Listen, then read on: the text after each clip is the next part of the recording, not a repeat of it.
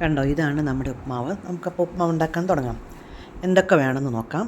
ഒരു ക്യാരറ്റ്, ഒരു കഷ്ണം ഇഞ്ചി, 2 പച്ചമുളക്, ഇത്രയും സാധനങ്ങളാണ് ഞാൻ എടുത്തത്.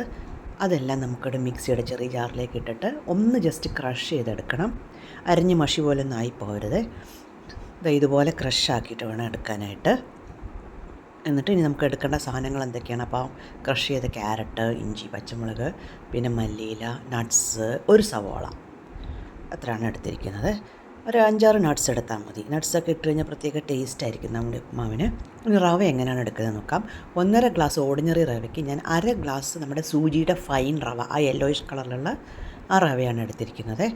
ആ റവയും അപ്പോൾ ആകെ മൊത്തം ഇപ്പോൾ 2 കപ്പ് റവയാണ് ആകെ എടുത്തിരിക്കുന്നത്. ഇനി നമുക്ക് ആകെ കടായി ചൂടാക്കാൻ വെച്ചിട്ട് അതിലേക്ക് 1 ടീസ്പൂൺ നെയ്യ് മതി. റവ വറക്കാനുള്ള നെയ്യ് മാത്രമാണ്. 1 ടീസ്പൂൺ മതി. ഇനി കൂടുതൽ ഹെൽത്ത് നോക്കാത്തവർക്ക് കൂടുതൽ വേണമെങ്കിൽ ഇടാം. ഇനി നമ്മൾ അതിലേക്ക് ആ റവ ഇട്ടു നന്നായിട്ടൊന്ന് റോസ്റ്റ് ചെയ്തെടുക്കണം. റവയുടെ ഒരു നല്ല ഫ്ലേവർ വരും. ഒരുപാട് കരിഞ്ഞു പോകരുത്.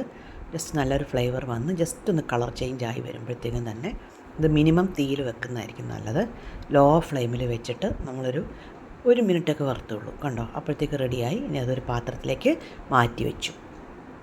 ഇനി അതേ കടായി തന്നെ വീണ്ടും നമ്മൾ യൂസ് ചെയ്യുന്ന അടുപ്പിൽ വെച്ചിട്ട് വേണമെങ്കിൽ 1 ടേബിൾ സ്പൂൺ നെയ്യ് ഒഴിക്കാം. ഇനി അതല്ല കുറച്ച് മതിയെങ്കിൽ കുറച്ച് ഒഴിക്കുക. എന്നിട്ട് ഞാൻ എന്തായാലും നെയ്യ് മാത്രമല്ല കുറച്ച് വെളിച്ചെണ്ണയും കൂടി ഒഴിക്കുന്നുണ്ട്. അപ്പം മൊത്തത്തിലൊരു 1.5 ടേബിൾ സ്പൂണൊക്കെ മതിയാവും എല്ലാം.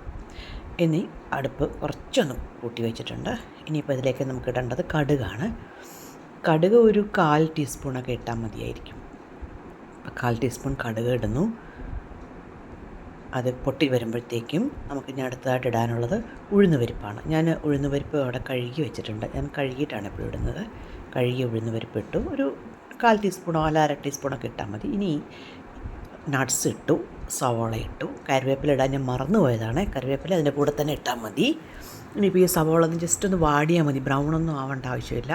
ജസ്റ്റ് വാടാനായിട്ടൊരു 1-2 നുള്ള് ഉപ്പ് ഇട്ട് കൊടുക്കുക. ഉപ്പിട്ട് കൊടുക്കുമ്പോഴത്തേക്കും അത് പെട്ടെന്ന് വാടി കിട്ടും.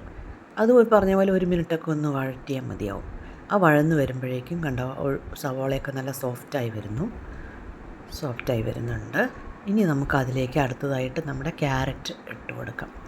അപ്പോൾ ഞാൻ കറിവേപ്പില നേരത്തെ മറന്നു പോയതുകൊണ്ട് ഇപ്പോഴാണ് ഇട്ട് കൊടുത്തേ. ഇനി ക്യാരറ്റ് ഇട്ട് കൊടുത്തു. ഓക്കെ, നന്നായിട്ടൊന്നും കൂടെ ക്യാരറ്റ് ഒന്ന് ജസ്റ്റ് ഒന്ന് വെന്താൽ മതി. ഒരുപാട് കളറൊന്നും മാറരുത്. ക്യാരറ്റിൻ്റെ കളർ മാറാത്ത രീതിയിൽ തന്നെ 1 മിനിറ്റൊക്കെ ഒന്ന് വഴറ്റിയെടുത്താൽ മതി. ഇനി നമുക്ക് 2 ഗ്ലാസ് റവയാണ് ഞാൻ എടുത്തിരിക്കുന്നത്. അതുകൊണ്ട് എനിക്ക് ഇതിലേക്ക് ഒഴിക്കേണ്ടത് ഇനി 4 ഗ്ലാസ് വെള്ളമാണ് ഞാനിതിൽ 4.5 ഗ്ലാസ് വെള്ളമാണ് ഞാൻ ഒഴിക്കുന്നത്. 2 ഗ്ലാസ് റവയ്ക്ക് 4.5 ഗ്ലാസ് വെള്ളം എടുത്തിട്ടുണ്ട്. ഗ്ലാസ്സോ കപ്പോ ഏതെല്ലാം നിങ്ങൾ റവ എടുത്ത് അത്രയും അതിലേക്ക് ഒഴിച്ചു.